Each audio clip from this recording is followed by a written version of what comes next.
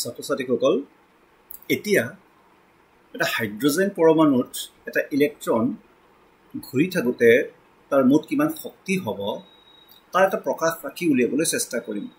এতিয়া হাইড্ৰোজেন পৰমাণুৱে কিয়নো হাইড্ৰোজেন পৰমাণু আটাইতকৈ সৰল পৰমাণু।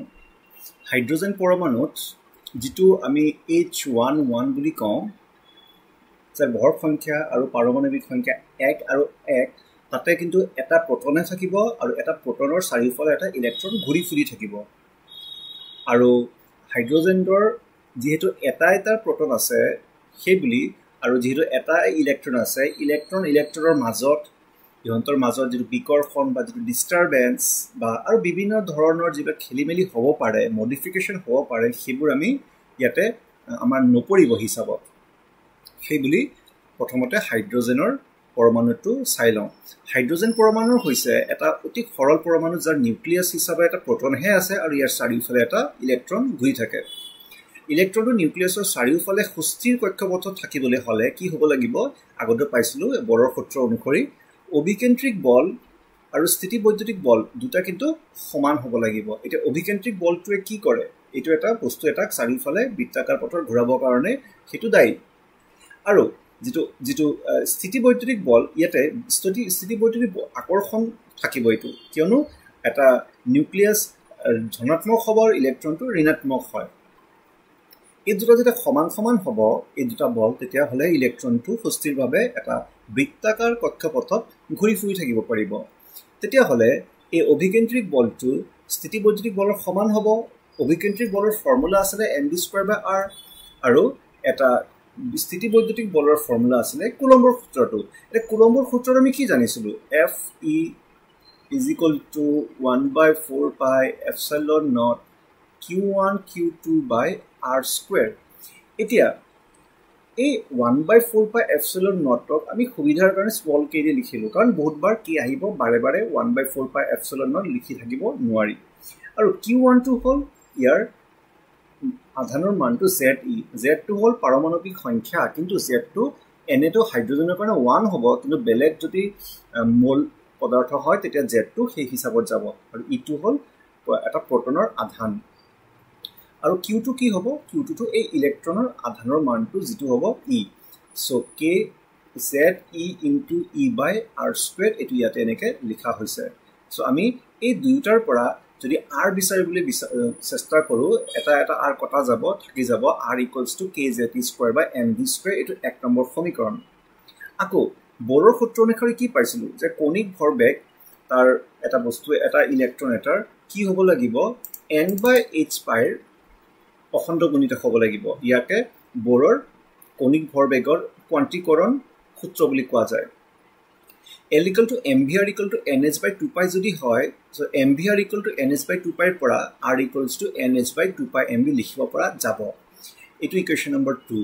তো 1 নম্বৰ সমীকৰণ আৰু 2 নম্বৰ সমীকৰণৰ দুয়োটাই যিহেতু r আৰু r আছে, তাৰ মানে ৰাইট হেণ্ড ছাইডবিলাক সমান হ'ব। ৰাইট হেণ্ড ছাইডবিলাক সমান যদি লিখি যাওঁ, কি হ'ব?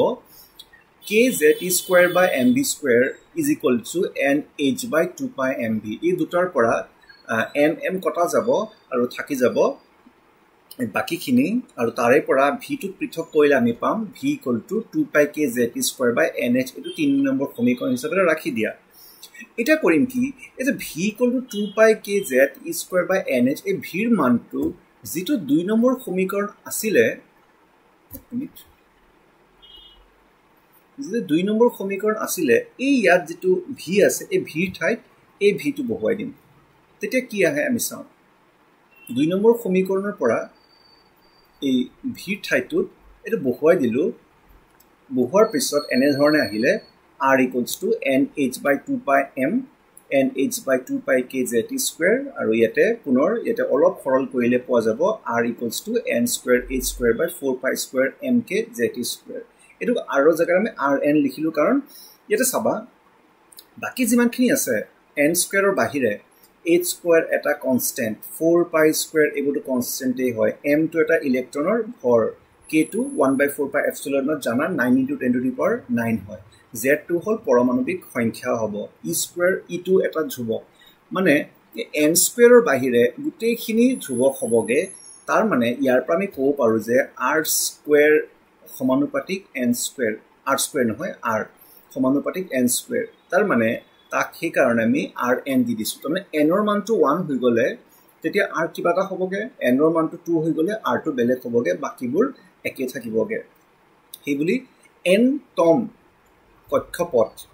কক্ষপথৰ ব্যাসাৰ্ধৰ এইটো হ'ল প্ৰকাশ ৰাশি তুমি যদি nটো জানা মানে কিমান নম্বৰ কক্ষপথ তেতিয়াহ'লে সেই কক্ষপথটো কিমান ব্যাসাৰ্ধ হ'ব সেই ইলেক্ট্ৰনৰ কক্ষপথটো কিমান ব্যাসাৰ্ধ হ'ব সেইটো আমি হিচাপ কৰি উলিয়াব পাৰি এতিয়া যেহেতু অভিকেন্দ্ৰিক বল আৰু স্থিতিবৈদ্যুতিক বলৰ সমান সেইটো শৰ্ততহে ইলেক্ট্ৰন এটা নিউক্লিয়াছৰ চাৰিওফালে ঘূৰি ফুৰি থাকে আৰু এইটো কেছত এটা প্ৰটনৰ চাৰিওফালে ঘূৰি ফুৰি আছে তেতিয়াহ'লে mv²/r = zt²/r² ইয়াৰ আগতো পালো কথাটো ইয়াৰে পৰা এই আমি r কটাকটাই কৰিলোঁ অকল এটা r থাকি গ'ল ইয়াতে আমি কি কৰিছোঁ আচলতে ইয়াতে mv² = kze²/r হ'ব কাৰণ দুটা r জায়গাত এটা r হে থাকি গৈছে এটা r গুচি গ'ল আমি যদি ইয়াতে যদি আধা এটা পূৰণ কৰি দিওঁ ইয়াতে আধা এটা পূৰণ কৰিব লাগিব তাৰ মানে হাফ mv² মানে কি হয় কাইনেটিক এনাৰ্জি মানে গতি শক্তি কি হৈছে kzt²/2r এইটো তাৰ মানে ইলেক্ট্ৰনটো যে ঘূৰি ফুৰি থাকিব তাৰ গতি শক্তিৰ প্ৰকাশ ৰাশিটো হ'ল kzt²/2r এইটো মনত ৰাখিম দ্বিতীয়তে এই যে এটা আধান q1 আন এটা আধান q2 সিহঁতৰ মাজৰ যদি দূৰত্ব r হয় তেনে এই আধানৰ দুটা সমষ্টিৰ ইহঁতৰ স্থিতি শক্তি pe হ'ব 1/4πε0 q1 q2/r এইটো আমি 1 নম্বৰ চেপ্টাৰত পাইছিলোঁ তেতিয়াহ'লে এবাৰ 1/4πε0 জায়গাত k লিখিলোঁ q1ৰ জায়গাত z লিখিলোঁ ze লিখিলোঁ q2ৰ জায়গাত -e লিখিলোঁ /r তেতিয়াহ'লে এইটো লিখিব পাৰিছোঁ kze * -e/r মাইনাছ এটা থাকিল kzt²/r এইটো হ'ল স্থিতি শক্তি গতি শক্তিৰ প্ৰকাশ ৰাশি এইটো হ'ল স্থিতি শক্তিৰ প্ৰকাশ ৰাশি এইটো হ'ল আমি জানো যে গতিশীল বস্তু এটা মুঠ শক্তিটো হ'ব তাৰ গতি শক্তি আৰু স্থিতি শক্তিৰ যোগফল তেতিয়া এই গতি শক্তি আৰু স্থিতি শক্তিটোৰ যোগফলটো হ'ব ইলেক্ট্ৰনটোৰ মুঠ শক্তি ইয়াৰ পৰা গতি শক্তিটো ইয়াত লিখি পেলালো স্থিতি শক্তিটো ইয়াত লিখি পেলালো ইয়াক অলপমান সমাধান কৰিলে পোৱা যাব -kzt²/2r এই যে r পাইছিলোঁ ওপৰতে আমি অলপ উভতি যাওঁ এই যে r পাইছিলোঁ n²h²/4π² ইয়াক এই মুঠ শক্তিত যিটো r আহে ইয়াতে বহুৱাই দিম এটা বহুৱাই দিছোঁ ইয়াত বহুৱাই দিয়াৰ পিছত সৰলীকৰণ কৰাৰ পিছত আমি পাইছোঁ en = -2πmk²z²e⁴ বৰ বেছি টান নহয় কথাখিনি এটা ক্ৰমত এটা সিস্টেমত গলেই হ'ল তেতিয়াহ'লে এইটো প্ৰুফ কৰাটো একেবাৰে সহজ তেতিয়াহ'লে এইটো কি বুজাইছে এইটো বুজাইছে যে এটা হাইড্ৰোজেন পৰমাণুত nতম কক্ষত এইটো n নম্বৰটো আছে nতম কক্ষপথত থকা এটা ইলেক্ট্ৰনৰ মুঠ শক্তি প্ৰকাশ ৰাখি হ'ব এইটো বাকিবোৰ কিন্তু ধ্ৰুৱক হয় তুমি যদি হাইড্ৰোজেনৰ কেছত যদি z = 1 বুলি লোৱা আৰু বাকি বস্তুবোৰ যদি হিচাপবোৰ যিবোৰ মানবোৰ আছে বহুৱাই যোৱা তুমি পাবা en = -13.6/m² ইলেক্ট্ৰন ভোল্ট এই 13.6 টো এটা বৰ গুৰুত্বপূৰ্ণ বস্তু তাৰমানে nৰ মানটো 1 যদি হৈ যায় তাৰমানে কি বুজাব এইটো প্ৰথম কক্ষপথটো তেতিয়াহ'লে ই হ'ব -13.6 ইলেক্ট্ৰন ভোল্ট তাৰমানে এটা নিউক্লিয়াছৰ চাৰিওফালে যেতিয়া এটা ইলেক্ট্ৰন থাকিব তেতিয়া ইলেক্ট্ৰন আৰু নিউক্লিয়াছটোৰ মাজৰ শক্তিটো হ'ব -13.6 ইলেক্ট্ৰন ভোল্ট দ্বিতীয় কক্ষটো যদি আহি যাব তেতিয়া nৰ মানটো 2 হৈ গ'লে 13.6 ক 4 দি ডিভাইড হৈ যাব তেতিয়া মানটো সেই হিচাপতে হ'ব হিচাপ কৰিলে আমাৰ ওলাই যাবগে সো এইটোৱে হৈছে এটা হাইড্ৰোজেন পৰমাণুত nতম কক্ষত এটা ইলেক্ট্ৰনৰ মুঠ শক্তি প্ৰকাশ ৰাখি এইটো ইম্পৰ্টেন্ট এটা ডেৰিভেশ্যন